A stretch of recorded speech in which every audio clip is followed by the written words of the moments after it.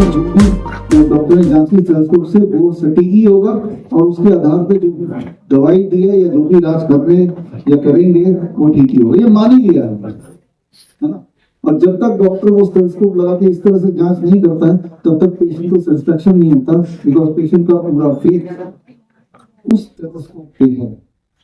पिछले 210 साल में जब इस टेलीस्कोप इन्वेंट हुआ था तब से लेके अभी तक कभी किसी ने ये सवाल नहीं उठाया कि इस टेलीस्कोप की एक्यूरेसी कितनी है, एक्यूरेसी है भी कि नहीं।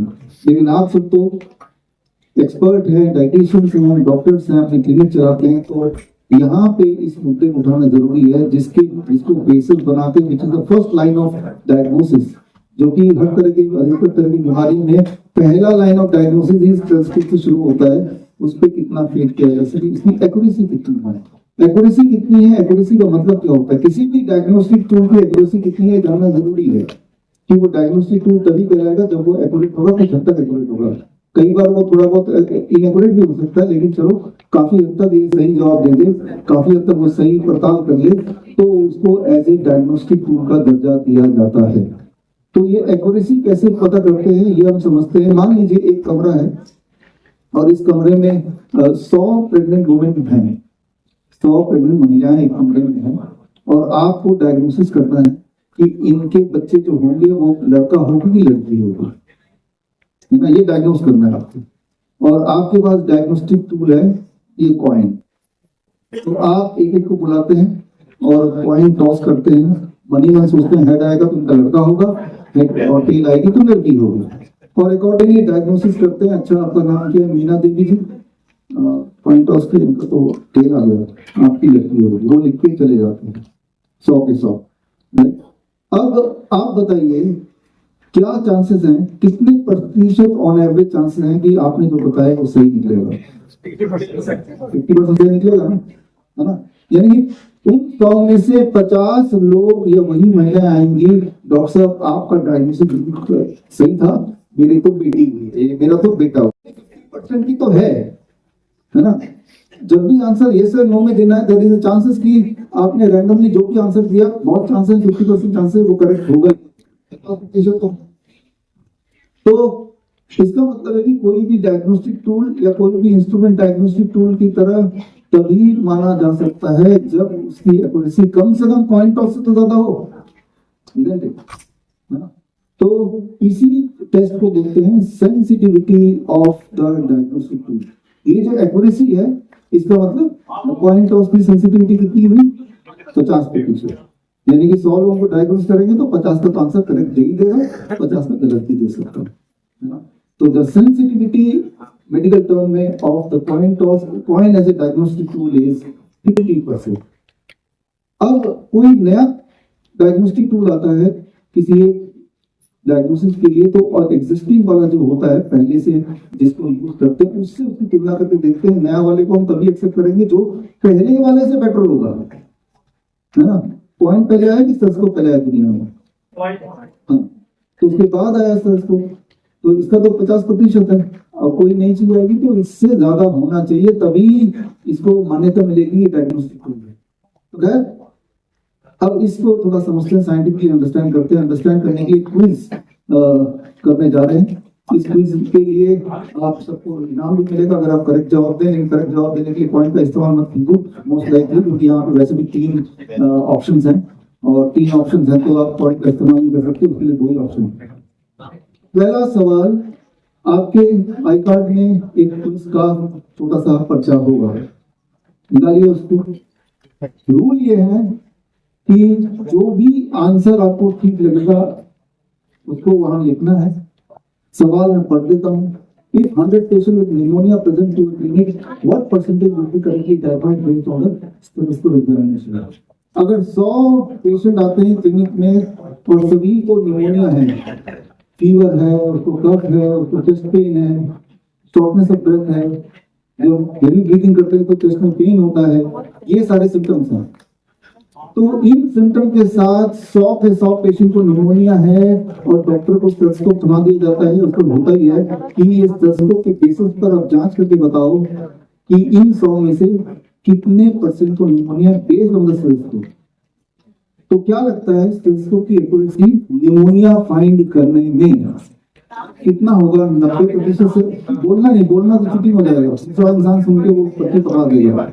लिखना है, किसी को दिखाना भी नहीं आपने क्या लिखा है, ABC में से क्या है एक्यूरेसी 90% से ज्यादा होगी स्टेथोस्कोप की, 70% से ज्यादा होगी या 40% से कम होगी? अच्छा, अगर 100 निमोनिया के पेशेंट हो और पॉइंट टॉस से हम डायग्नोज करना है इनमें से कौन सा निमोनिया के पेशेंट है कि नहीं, असली में 100 के 100 है, तो एक्यूरेसी कितनी होगी? तो इसका तो 50% तय है। अब इसकी जगह पे मैं स्टेथोस्कोप को यूज करूंगा to diagnose the same thing इस कॉन्टेक्स्ट में। तो आपके हाथ में एक क्विज पेपर है, आपने आंसर लिख दिया, टिक कर दिया। अब जिन्होंने टिक किया उनमें से देखते हैं पहले कौन हाथ खड़ा करते हैं। पहले तो हाथ आपने खड़ा किया, ठीक। बोला नहीं, बच्चा दिखेंगे। हाँ, अच्छा, बच्चे में क्या आएगा? और आप पहला क्वेश्चन आप खड़े रहिए और आप भी, ये दो मुझे लगता है पहले इन्होंने हाथ रेस किया, है ना? 3 लोग यहाँ पे, हालांकि बहुत लोगों ने हाथ रेस किया, मैं ये भी देख रहा हूँ सबसे पहले कौन हाथ रेस करता है। तो तीनों का आंसर, या बाकी लोगों की सी बोल रहे हैं। क्या लगता है कि सी मतलब स्टेथोस्कोप से भी कम एक्यूरेसी है? मतलब 2 डॉक्टर खड़े हैं, एक के पास स्टेथोस्कोप है, एक के पास कॉइन है, और दोनों अपने अपने तरीके से डायग्नोस कर रहे हैं। आप ये बोलना चाह रहे हैं कि जिसने स्टेथोस्कोप से डायग्नोस किया उसका 40% है, इसका तो स्टैंडर्ड 50 रहेगा, ये बोलना चाह रहे हैं? यही करेक्ट जवाब है। लेकिन हमने जिनको चुना, जिन्होंने सबसे पहले हाथ रेस किया, इनको इनाम दिया जाए। तो ये जो निमोनिया की हम बात कर रहे हैं, ये एविडेंस आपके साथ में दिखाता जा रहा हूँ। ये 2020 का स्टडी है और ये स्टडी से ये पता चलता है कि ऑस्कल्टेशन फॉर लंग्स, उसका जो एक्यूरेसी है 40% से भी कम है। तो आपका आंसर सी है, ठीक है ना? तो हम निमोनिया की बात कर रहे हैं, खांसी जुकाम बुखार की बात कर रहे हैं, जिसे हम आज खांसी जुकाम बुखार बोलते हैं। उससे आज से करीब 200 साल पहले, मैं बात कर रहा हूँ 1799 की, यूएसए के फर्स्ट प्रेसिडेंट जॉर्ज वॉशिंगटन, उनको भी ऐसे खांसी जुकाम हो गया। रात के 3 बजे उन्होंने अपने डॉक्टर्स को, 3 डॉक्टर, उनके पर्सनल डॉक्टर को बोला, डॉक्टर बोला अभी इलाज कर देते हैं। उस समय के मॉडर्न चाचा अभी इलाज करते हैं, ठीक करते हैं, president of USA, first president. और इलाज के लिए उन्होंने बहुत मेहनत की। जॉर्ज वॉशिंगटन 14 दिसंबर 1799 सुबह के 3 बजे से इलाज शुरू हुआ और चलता रहा इलाज उसी दिन रात के 10 बजे तक। और इलाज के नाम पे उनके बॉडी में उस वक्त के जो मॉडर्न चाचा थे वो यही करते थे कि इनको खांसी जुकाम है, इनका खून गंदा हो गया, इनकी बॉडी से खून निकाल दिया जाए। आधा लीटर खून निकाला, वो ठीक नहीं हुआ। 1 लीटर खून निकाला, फिर भी ठीक नहीं हो गया। ऐसा करते हैं, आधा लीटर और निकाल, वो भी निकाल दिया। प्रेसिडेंट ऑफ यूएसए, फिर भी ठीक नहीं हुआ। हालत तो बिगड़ गया, हालत और बिगड़ गई। ऐसा करो, पूरा 1 लीटर और ही निकाल दो। करते करते रात के 10 बजे तक 2.5 लीटर खून बॉडी से निकाल दिया गया। और रात के 10 बजे 14 दिसंबर 1799 the first president of USA George Washington died, उनकी मौत हो गई। और मौत के बाद इन्हीं तीनों डॉक्टर ने एक प्रेस विज्ञप्ति जारी की कि प्रेसिडेंट को बचाने की हमने भरपूर कोशिश की, और कोशिश करते हुए हमने यहाँ तक कि 2.5 लीटर खून निकाल दिया। हम तो और निकालने वाले थे, उससे पहले वो चल रहे। हाँ, ये ढूंढिए, ये जर्नल में है, मन से नहीं बता रहा। लेकिन आपको ये मजाक इसलिए लग रहा है बिकॉज आपको पता है कि भाई खून निकालने की वजह से डेथ हुई, ना कि उस खांसी जुकाम की वजह से डेथ हुई। लेकिन मैं ये बोलना चाह रहा हूँ कि शुक्र मनाइए, आप आज से 200 साल पहले हम पैदा नहीं हुए, आप पैदा नहीं हुए। सोच के देखिए, आज से 200 साल पहले पैदा होते, यूएसए में पैदा होते, आपको खांसी होती तो क्या होता है? वो तो बहुत लोग खुशकिस्मत होंगे कि खून थोड़ा बहुत निकालने के और वो पेशेंट बाई चांस वैसे ठीक हो जाता तो बोलते कि चलो बच गया मैं।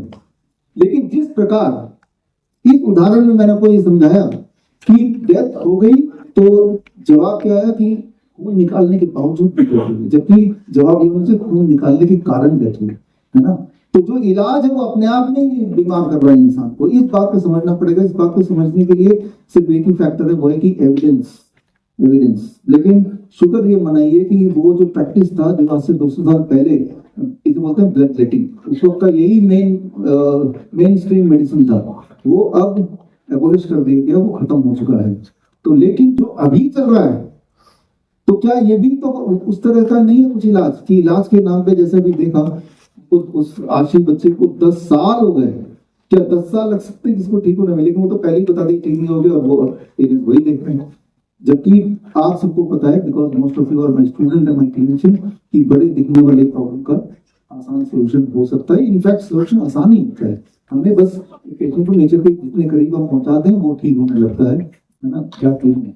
तो इससे आगे बढ़ते हैं थोड़ा।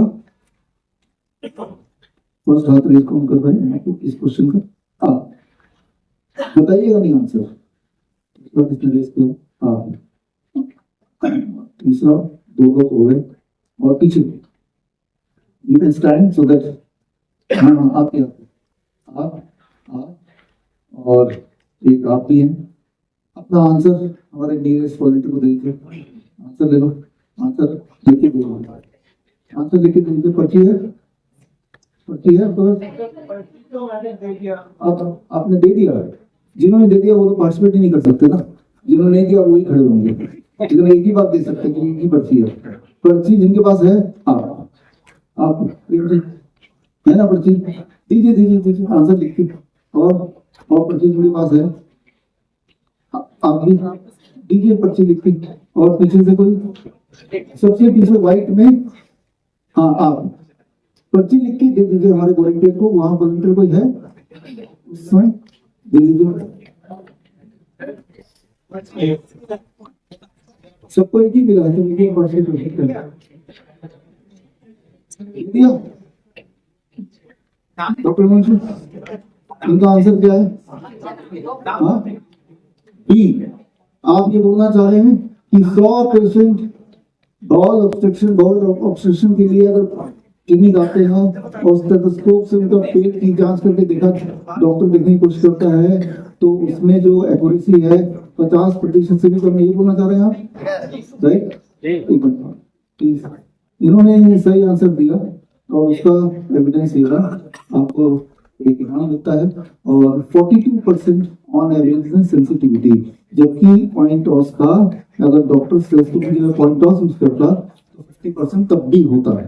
राइट, तो यहाँ पे ये समझिए कि faith can be dangerous when it is not backed with the science और एविडेंस।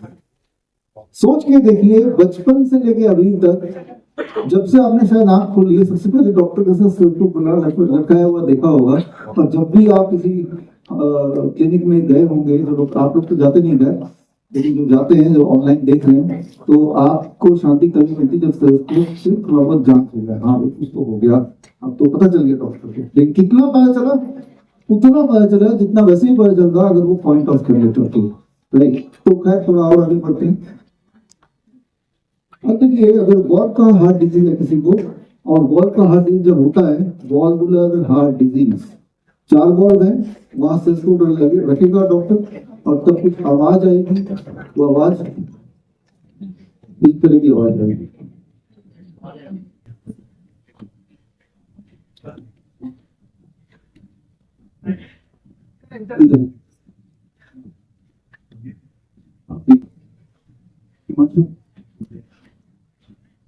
तो आपने अपनी पर्ची दी, पर्ची देना पड़ेगा, आपने पर्ची दे दी। क्या लिखा है पर्ची में? डी लेस देन 50% देते आंसर 46%, मतलब 50% जो अदर है द राइट आंसर। आप चीटिंग कर रहे हैं, आपको पहले से कैसे आंसर होगा? चीटिंग देखा था क्या? नहीं देखा, आपने हमारी ट्रेनिंग ली है। Right, most likely student of my class, clinical limitations and sensitivity of stethoscope. जो इस ट्रेनिंग का पार्ट नहीं है, जो लोग ऑनलाइन देख रहे हैं, उनके लिए बड़ा शॉकिंग होगा, अनबिलीवेबल होगा, क्योंकि वो मानेंगे भी नहीं ये बात, क्योंकि मानेंगे तो अपने आप को झूठा साबित करेंगे। बचपन से वो स्टेथोस्कोप ही उनके बॉडी में लगा है, उसी के बेसिस पे डायग्नोज हुआ है, और फिर कुछ भी दवाई दिया, अल्टीमेटली वो पेशेंट ठीक भी हो गया। क्योंकि जब भी हम बीमार पड़ते हैं, हमारी बॉडी खुद भी कोशिश करती है ठीक होने के लिए, और उस दौरान कोई झाड़ फूक करे, कोई मंत्र पड़े, कोई टॉनिक दे दे, लेकिन बॉडी की कोशिश जारी है। और एट द एंड अगर वो ठीक हो जाता है, तो डॉक्टर बोलेगा कि वो ठीक जो हुआ है it is because of the medicine, और अगर मर जाता है तो मेडिसिन देने के बावजूद भी वो मर गया। तो आंसर स्टेथोस्कोप से या तो लंग्स का डायग्नोस होगा, या हार्ट का डायग्नोस होगा, या स्टमक का डायग्नोस होगा, राइट, या फिर कैरोटिड आर्टरी का डायग्नोस होगा। कैरोटिड आर्टरी है ना, तो यहाँ डायग्नोस होगा। तो यहाँ पे अगर ब्लॉकेज हो जाए जो खून ब्रेन में जाता है, तो इसको थोड़ा समझते हैं कि आवाज जो आती है वो आवाज आपने हमारे क्लास वाले ट्रेनिंग में सुना था। इस आवाज को कहते हैं, इस आवाज को डॉक्टर सुनेगा कैरोटिड आर्टरी में ऑस्कल्टेट करते हुए, तो डॉक्टर बोलेगा कि के आर्टरी में, कैरोटिड आर्टरी मेन आर्टरी में ब्लॉकेज है ना, सो इसे बोला जाता है। अब इसको अगर समझें कि ये आवाज बनी कैसे है, क्या ब्लड के फ्लो से आवाज होती है, इसको सिंपल भाषा में समझिए। मान लीजिए कार है, मान लीजिए इलेक्ट्रिक कार की बात करते हैं, इलेक्ट्रिक कार की बात कर लेते हैं। इलेक्ट्रिक कार में इंजन होता नहीं है, मोटर होता है, इलेक्ट्रिक मोटर। तो इलेक्ट्रिक कार में जिन्होंने चलाया उन्हें पता है कि कोई आवाज नहीं होती। मान लीजिए सड़क बहुत स्मूथ है और कार में, इलेक्ट्रिक कार के अंदर बैठे हैं, तो आप तेजी से चला रहे हैं सड़क में, तो आपको कोई आवाज नहीं आएगी, है ना। लेकिन अगर बीच में उबड़ खाबड़ होगा तो झटका लगेगा, उसकी आवाज आएगी। ठीक इसी तरह से जब ब्लड फ्लो हो रहा है तो ब्लड फ्लो की अपनी आवाज नहीं है ना, ब्लड फ्लो की आवाज नहीं। लेकिन कहीं कहीं अगर ब्लॉकेज है तो जब ब्लड वहां से जाएगा तो उससे आवाज निकलेगी। जिस तरह से गाड़ी अगर किसी गड्ढे से निकलते हुए जाएगी तो वो जो गड्ढे से फ्रिक्शन से जो आवाज आती है वो, या जब गाड़ी जंप करेगा तो वो जो आवाज आती है वही वाली आवाज यहाँ पे आप सुन रहे हैं, वही आवाज आ रही है आपने यहाँ पे सुनी। इसे कहते हैं ग्रुप। तो ये आवाज ज्यादा जोर से कब आएगा, कार के कॉन्टेक्स्ट में, जब ज्यादा झटका लगेगा। जब झटका नहीं लगेगा तब इसका मतलब क्या है, रोड यही मान के चलेंगे ना। लेकिन एक और केस में झटका नहीं लगेगा, जब गाड़ी रुकी हुई है टोटली, है ना, चाहे वो गड्ढे में ही रुकी है, तब भी तो आवाज नहीं आएगी ना। तो इस कंडीशन में जो ये क्वेश्चन है आपका कि अगर कैरोटिड आर्टरी कंप्लीटली ब्लॉक होता है, कंप्लीटली ब्लॉक है, तब भी बॉडी के पास कई सारे तरीके ब्लड को सब तक भेजने का। 100% कैरोटिड आर्टरी ब्लॉक होने के बाद भी इंसान जिंदा रह सकता है। तो जिंदा रहने की बात बाद में करेंगे, जितना तो है तब चेकअप हो रही है। तो जब 100% कैरोटिड आर्टरी बंद हो जाएगी, कंप्लीट ब्लॉकेज, तब क्या आवाज आएगी? नहीं आएगी आवाज ना। आवाज क्यों नहीं आएगी? क्योंकि अगर गाड़ी रुकी हुई है तो कोई मूवमेंट नहीं है तो आवाज नहीं आएगी। लेकिन वो डॉक्टर के हिसाब से अगर आवाज बिल्कुल नहीं आ रही, इसका मतलब सब कुछ स्मूथ भी हो सकता है या फिर पूरी तरह से ब्लॉक हो सकता है। आप समझ रहे हैं? पर राइट, अगर गाड़ी के अंदर बैठे आवाज नहीं आ रही, यानी कि रोड और सब कुछ अच्छा है, ये गाड़ी ही नहीं चल रही है, इन दोनों एक्सट्रीम कंडीशन में सेम आंसर ग्रुप आएगा ही नहीं। ग्रुप कब आएगा? जब गाड़ी कम से कम चल रही हो और रोड में गड्ढा हो, है ना। तो ये मेरा दोबारा से सवाल है कि अगर एक डॉक्टर 100 पेशेंट यहाँ पे हैं और 100 पेशेंट को कैरोटिड आर्टरी 100% ब्लॉक्ड है, तो स्टेथोस्कोप उसके हाथ में है, स्टेथोस्कोप से चेकअप करता है, तो कितने प्रतिशत, अरे यहाँ पे सफेद शर्ट में, फुल शर्ट में, प्लीज अपना पर्ची दे दीजिए हमारे वॉलंटियर को। हमारे वॉलंटियर को नियरेस्ट है उधर, आप अपना पर्ची दे दीजिए वॉलंटियर को। इधर से एक है, आप अपनी शर्ट है अपना हमारे वॉलंटियर को दे दो। अब इसमें से राइट आंसर पढ़िए कौन कौन सा? A B C. आपने मान लिए सबसे कम वाले बोलना है, ठीक हुआ, बोलेंगे है ना। तो गेस कर रहे हैं ये कम जो है वो बोल दो, तो ठीक होगा।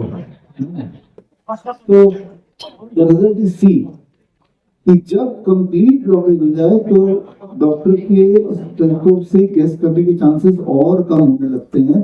50% का भी आधा रह जाता है, दैट इज 25-26%। तो अब ये इंपॉर्टेंट क्वेश्चन है, डायग्नोज कैसे करें? मान लो 100 पेशेंट यहाँ निमोनिया के हैं और एक स्टेथोस्कोप से डायग्नोज कर रहे हैं और एक पेशेंट के सिम्टम से डायग्नोज कर रहे हैं। तो सवाल ये है सिम्टम बेस्ड डायग्नोसिस ज्यादा इफेक्टिवली वो बता देगा, स्टेथोस्कोप बेस्ड डायग्नोसिस, या दोनों डायग्नोसिस बराबर है? So no for the technical, आपको पता ही आंसर कि सिम्टम से साफ दिख रहा है, तो जब भी आप डायग्नोस करते हैं तो there has to be symptom based diagnosis. वो पेशेंट खुद बोल रहा है मेरे पेट में दर्द है, वो पेशेंट खुद बोल रहा है मुझे चेस्ट पेन है, वो खुद बोल रहा है कि मुझे भूख नहीं लगती है, मुझे कमजोरी है, मेरी सांसें फूलती हैं, रात को नींद नहीं आती। तो रात को नींद नहीं आती, कौन से टेस्ट से पता चलेगा भाई? तो पेशेंट ही बताएगा, है ना। रात को नींद नहीं आती पेशेंट बताएगा, घुटने में दर्द है तो पेशेंट बताएगा, पेट में दर्द है तो पेशेंट बताएगा, डिप्रेशन है मुझे तो पेशेंट बताएगा। तो आप देखेंगे कि अधिकतर जो सिम्टम्स होते हैं उसके लिए पेशेंट पर ही निर्भर है।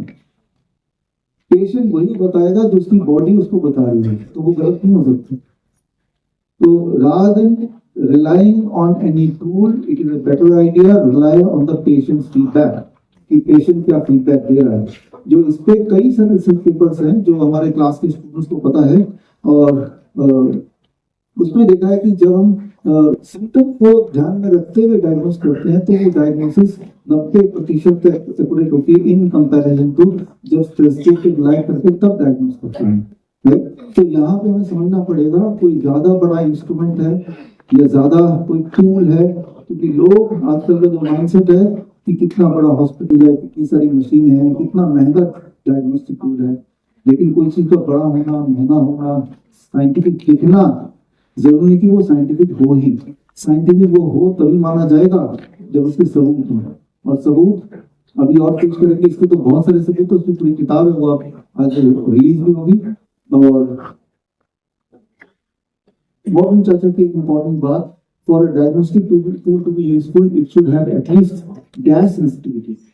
पॉइंट ऑफ सेंसिटिविटी कितनी? 50%। लेकिन 50%, लेकिन कोई भी डायग्नोस्टिक टूल सेंसिटिव, कोई भी डायग्नोस्टिक टूल को डायग्नोस्टिक टूल तभी माना जाएगा जब इसकी सेंसिटिविटी कितनी होनी चाहिए? बेंचमार्क है, राइट आंसर। कम से कम 75%, पॉइंट का तो 50% है। तो जो यूनिवर्सल स्टैंडर्ड है, किसी भी यंत्र को हम डायग्नोसिस के लिए तभी उपयोग करना चाहिए जब उसकी जो इफेक्टिवनेस है, उसकी जो सेंसिटिविटी एक्यूरेसी है मिनिमम 75% है। तो आगे क्वेश्चन से नहीं है, तो 75% एटलीस्ट होना चाहिए। तो इसको आधार अगर बढ़ाएंगे तो stethoscope is just a double thing, उससे अधिक कुछ नहीं। तो लेकिन आप देख रहे होंगे कि उसके फेथ डॉक्टर का तो है ही, उसके फेथ पेशेंट का भी है, लेकिन उसके नुकसान सिर्फ पेशेंट का है, क्योंकि उसके आधार पे डायग्नोस करने का मतलब है कि आप पॉइंट ऑफ के आधार पे डायग्नोस करो, इससे भी बुरा है। और उस आधार को आधार बना के अगर इलाज करेंगे तो उस इलाज का क्या होगा ये आप समझने की कोशिश कीजिए। अब यहाँ पे एक इंटरेस्टिंग सवाल है, मान लो एक पेशेंट यहाँ पे है, पेशेंट एक ही है, दो डॉक्टर हैं, स्टेथोस्कोप भी सेम ही है, और दोनों डॉक्टरों को बोला कि पेशेंट को डायग्नोस करो स्टेथोस्कोप के बेसिस पे कि क्या बीमारी है। तो क्या चांस है कि दोनों के डॉक्टरों का जो डायग्नोसिस है वो एक जैसा ही होगा?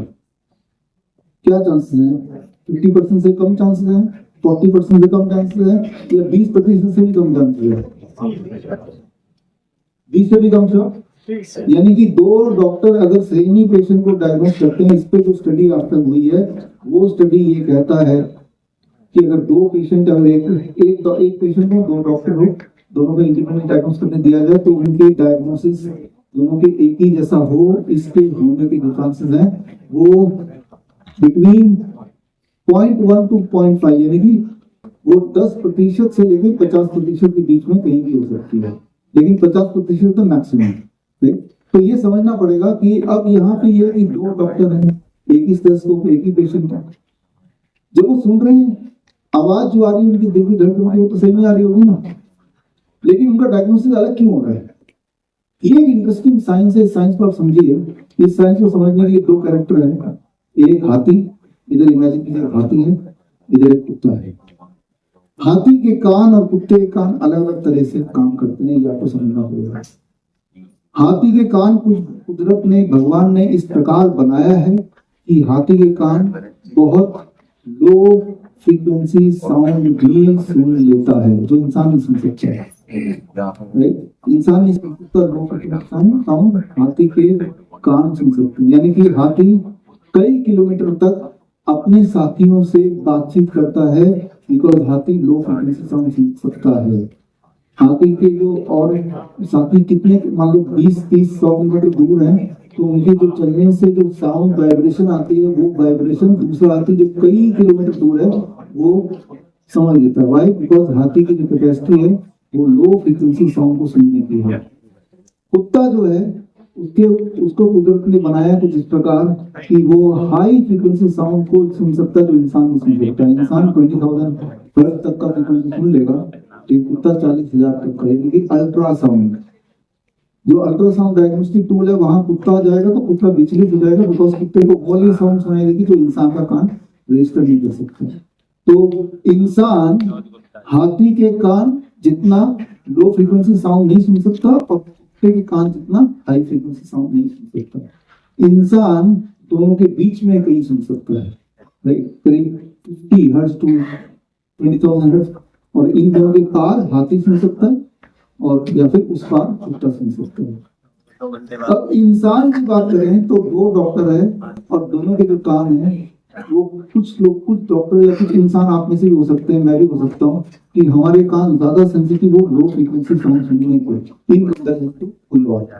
यानी कि मैं अगर वही सेम पेशेंट को डायग्नोस करूंगा तो मेरे कान कुछ ऐसे साउंड भी सुन पाएगा बिकॉज मेरे कान हाथी की तरह है थोड़े बहुत, जो दूसरे डॉक्टर के कान नहीं सुन पा रहे। ये बात समझो। यानी कि एक ही स्टेथोस्कोप है, पेशेंट भी एक ही है, लेकिन 2 डॉक्टर हैं, दोनों को सुनाई अलग अलग दे सकता है बेस्ड ऑन कि उनके अपना जो कान है उसकी सेंसिटिविटी कितनी है in comparison to the second one. दूसरे डॉक्टर को जो सुनाई नहीं दिया लेकिन वो साउंड फिर भी आ रही है, वो साउंड हाथी को सुनाई देगा। तो ये low frequency high frequency sound क्या होता है तो समझिए। लो फ्रीक्वेंसी साउंड वो होता है जो लंबे डिस्टेंस तक ट्रेवल करता है। लो फ्रीक्वेंसी साउंड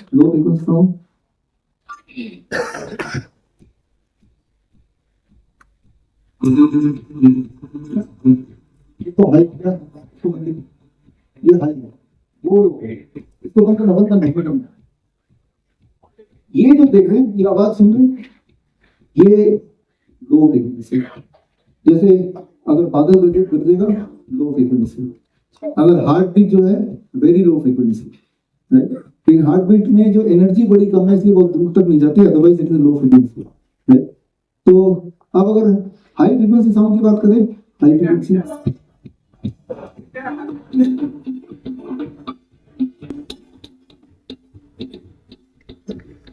तो जो ये बजा लास्ट वाला हम ये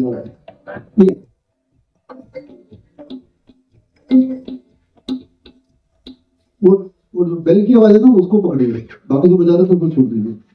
जो बेल की आवाज है, जो सुरीली आवाज है, जो पतली आवाज है, चिड़ी की आवाज है हाई फ्रीक्वेंसी, शेर की आवाज लो फ्रीक्वेंसी। एक शेर जब दहाड़ता है तो पूरे जंगल में गूंजता है, लो फ्रीक्वेंसी।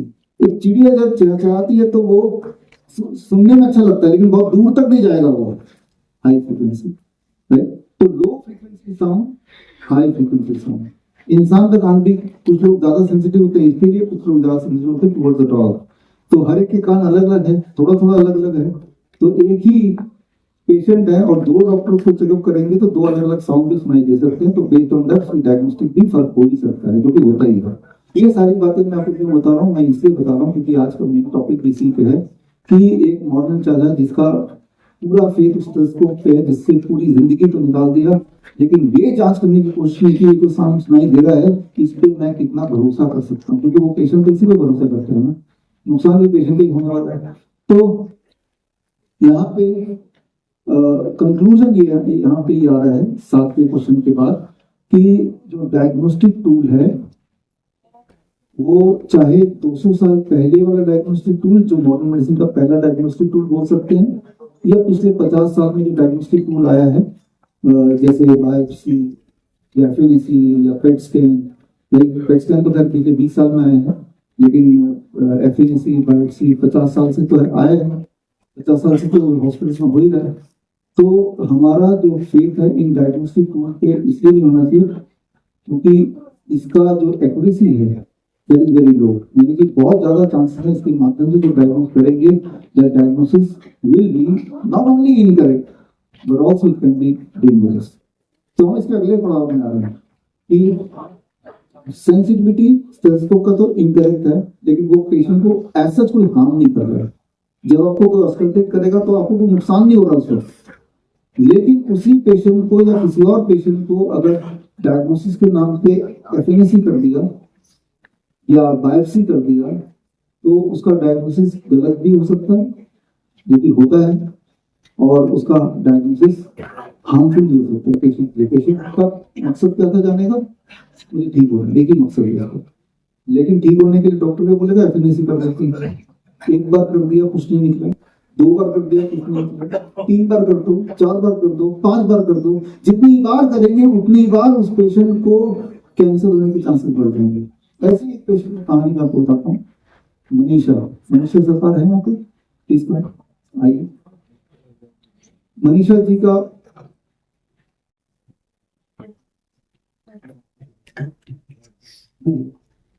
आप मनीषा तो पहले का फोटो आप देख रहे हैं, तो यहाँ पे आप देख रहे हैं थ्रोट में ग्रोथ बढ़ता जा रहा था, और ये तो पिक्चर है वही 2018 की बात है। कैलकाटा मेडिकल हॉस्पिटल में गए, फिर नर्सिंग होम में गए, और ऐसे करते करते लगातार उनके 5 बार एफएनसी हो गया और उनकी हालत और खराब हो गई, जो कि स्क्रीन पे हम देख रहे हैं। बैठे हुए कि आपके साथ डॉक्टर करीम खान है, यहाँ पे हैं, जो हमारे डॉक्टर बीआरसी क्लिनिक चलाते हैं, और डॉक्टर करीम खान के पास फाइनली फर्स्ट लोकेट 2025 में आए। कितने साल बाद? 7 साल बाद। 7 साल हर जगह घूमते हुए, पहला एग्जाम्पल देखा था कुछ महीने में, दूसरा एग्जाम्पल देखा था 10 साल बाद, तीसरा एग्जाम्पल अब है 7 साल का सफर तय करते हुए कैसे हॉस्पिटल से। माइक आप लोगों तो सभी को मेरा नमस्कार। ये डॉक्टर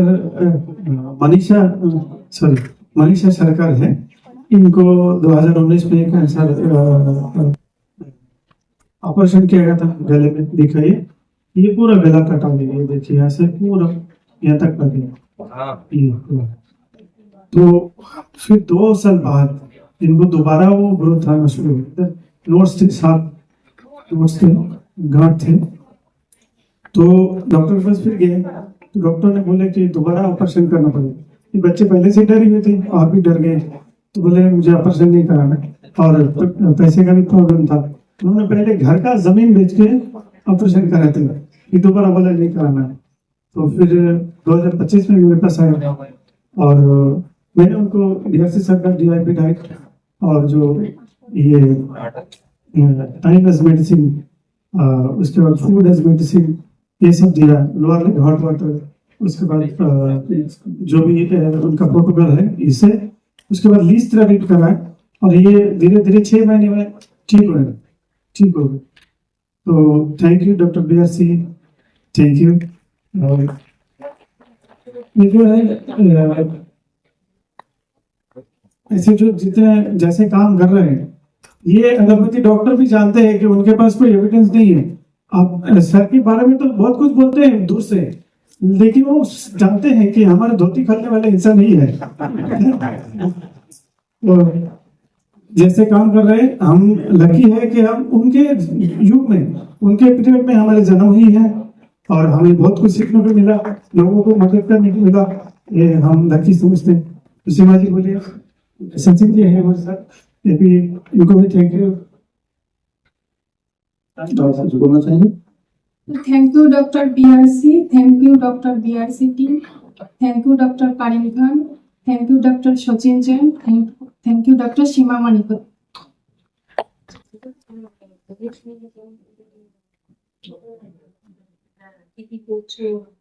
বাংলাতে বলতে পারবে, সবাই বলে বাংলা।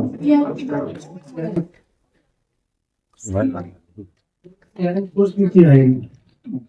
आप बोल सकते हैं। इन्होंने अपने ऊपर तो जो भी करना था सब DIP डाइट एंड सारे time as medicine, water as medicine, ये सब कुछ किया ही है। इसके अलावा जब रिजल्ट्स आने लगे तो उन्होंने CIM कोर्स किया एंड वो भी आपके टीम मेंबर है sir.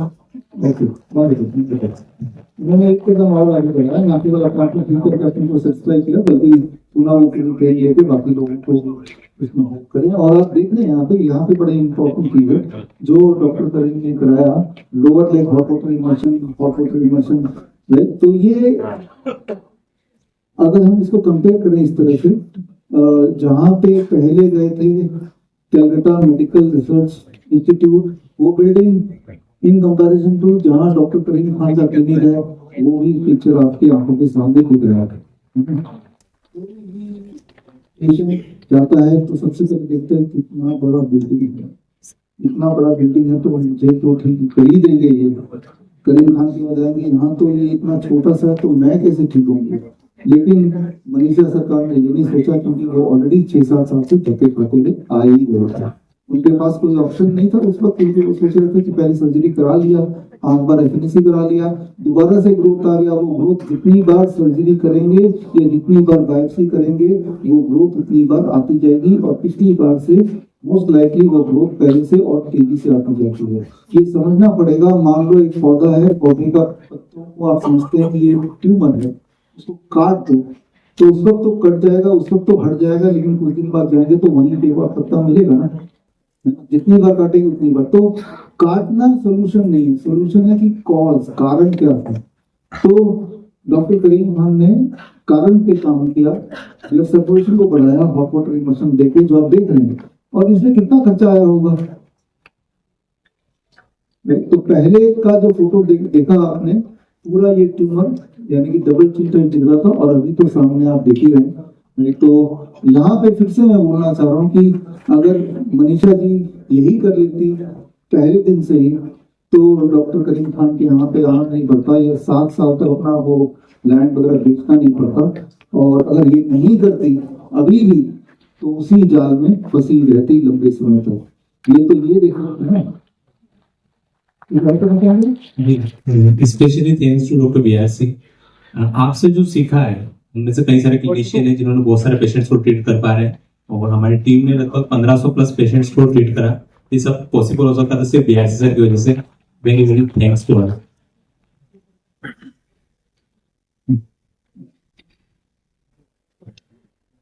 With sir's permission, one Krantikari Geet, just one paragraph I would like to present to all of you. बुरी है आग पेट की, बुरे है दिल के दाग, ये न दब सकेंगे एक दिन, बनेंगे इनकलाब, ये गिरेगी जुल्म की महल, बनेंगे फिर नगीन। अगर कहीं है स्वर्ग तो उतारना जमीन पर, तू जिंदा है, तू जिंदा है, तू जिंदगी की जीत की यकीन कर। अगर कहीं है स्वर्ग तो उतारना जमीन पर, तू जिंदा है। एंड से आपके नॉलेज, आपके गाइडेंस से आई एम वेरी श्योर हम सब स्वर्ग को जमीन पर जरूर उतार लाएंगे। Thank you so much. Manisha ji यहाँ तक आई और एक प्रेरणा बनी उन सब के लिए, एक एग्जाम्पल बनी जो अभी इस तरह की बीमारी से जूझ रहे हैं, उन सब की तरफ से आपके लिए।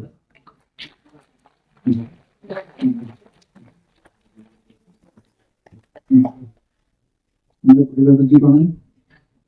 अभी एक वाक्य आपसे शेयर करना चाहूंगा। कुछ महीने पहले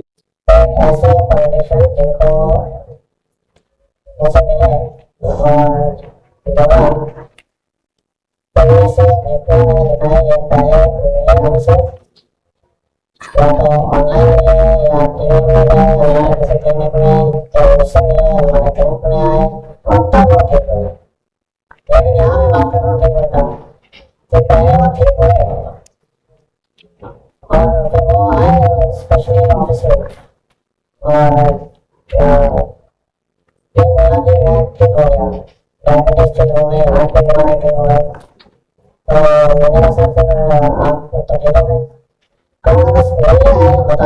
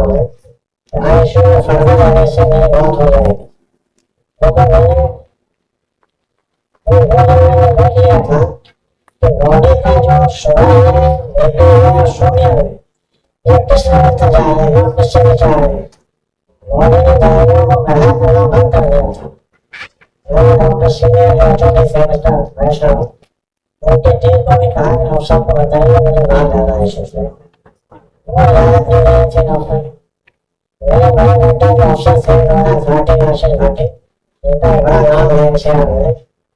उनके डेथ हो गई थी दयानंद मेरे जाकर। उनके जाने के बाद में फिर मैंने अपने जीवन को स्वाध्याय में भगवान की कृपा में और इस समय में करने लगाया।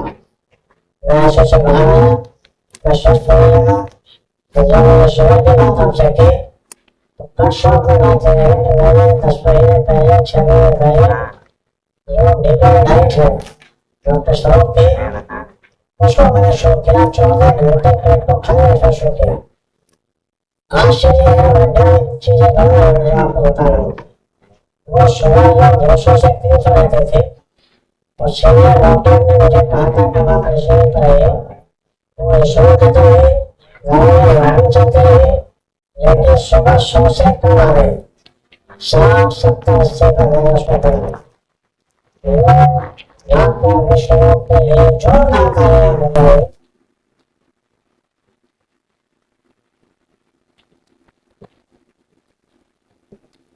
कुछ लोग आते हैं लीक पे चलने के लिए, तो मैं गाँव में कहावत है, लीक गाड़ी चले, ये तेरी चाहे कपूत, ये तेरी गाड़ी चले, सिंगम चार सपूत। तो ये भारत का सपूत हमारे काम में रखता है। लोगों को 50 से 50 मीटर बनाने का प्रयास कर रहे हैं। बहुत पहले 4 साल पहले मेरे एक बार रोजगार मौर्य उनका पायलट थे गाजियाबाद में। उन्होंने हमारे रिलेशन थे बहुत बड़ा पॉलिटिशियन भाई रामचंद्र का। उनके जन्मदिन पे कहा था कि रामचंद्र का आदमी नहीं है। तो हम हमारे सांसद थे, उन्होंने कहा कि ये संस्था है, तो विश्व रूप एक संस्था है, एक भारत को न समझने को।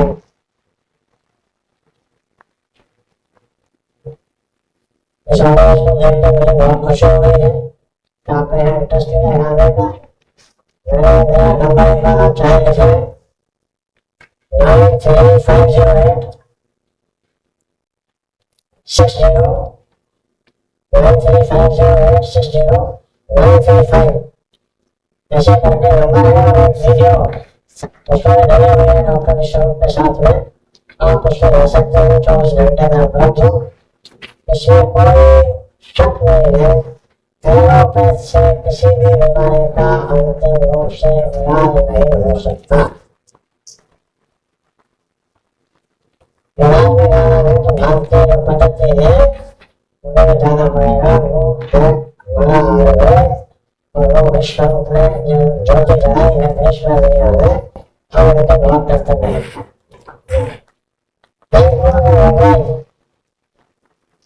मेरी सबके शुभकामनाएं।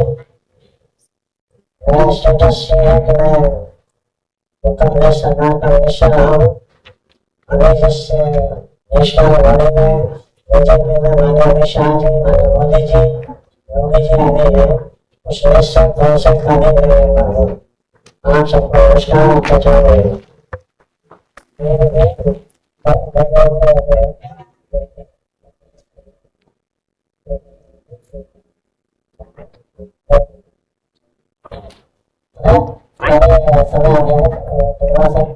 Invite Shri Anand Biradar ji, National President of International Naturopathy Organization, Ashutosh Mittal ji, doctor Namita Gupta, Shri Prashant ji, Mrs Neerja Roy Chaudhary, Shri Vikas Roy Chaudhary, Shrimati Leela Roy Chaudhary, and Dr. Vyasi himself to please come up on the stage. Doctor अंतिम कुमार, आपको बुलाना है।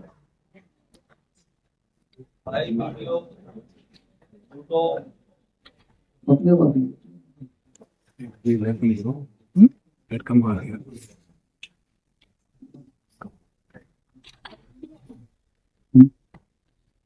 मिस्टर जसपाल जी, मिस्टर भाई से इस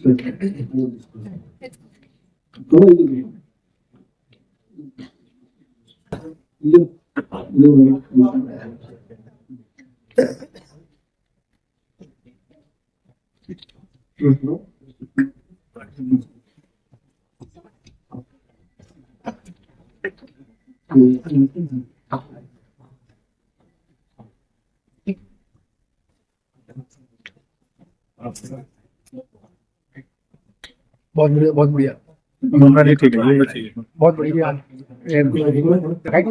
डाउन कर लेते हैं ना।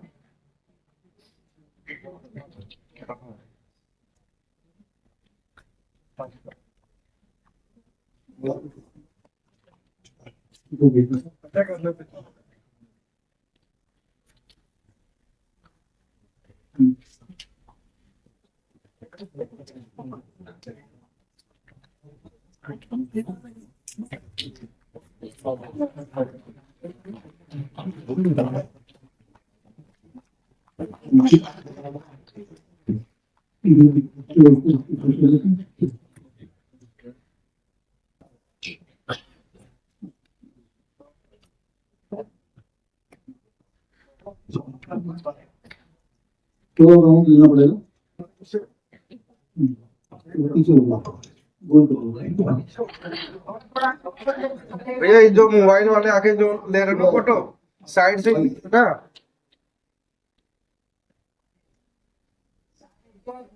यहाँ देखिए भी वहाँ देखिए